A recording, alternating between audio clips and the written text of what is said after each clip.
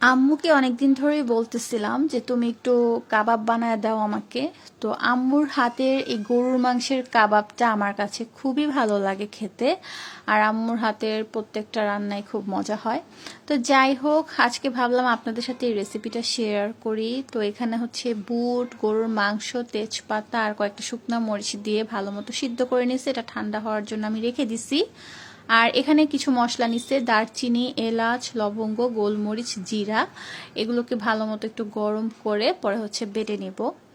আর ওখানে সিদ্ধ করা মাংস আর বুটটাকে আমি ব্লেন্ডারে একদম ভালো মতো ব্লেন্ড করে নিছি, বাট অতটা মিহিও করি নাই। তো যাই হোক, এই যে কি সুন্দর ব্লেন্ড হয়েছে। আর ওইদিকে হচ্ছে আমি জিরার গুঁড়াটা কিন্তু ওই যে যে মশলাগুলো ছিল আর কি, ওগুলো কিন্তু বেটে নিছি। আর এখানে একটু তেল দিয়ে মাংসটাকে একটু তেল তেলা করে রাখতেছি। আর পেঁয়াজ কাঁচামরিচ কুচি করে ফেলছে আম্মু।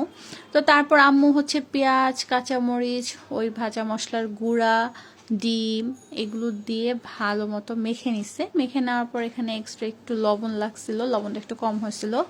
আর হচ্ছে আপনার বেসনের গুঁড়া দিছে। দেওয়ার পর আমি কাবাবগুলো সুন্দর মতো বানিয়ে নিছি। এইটুকুর মধ্যে আমার হচ্ছে প্রায় 35টা কাবাব হয়েছে।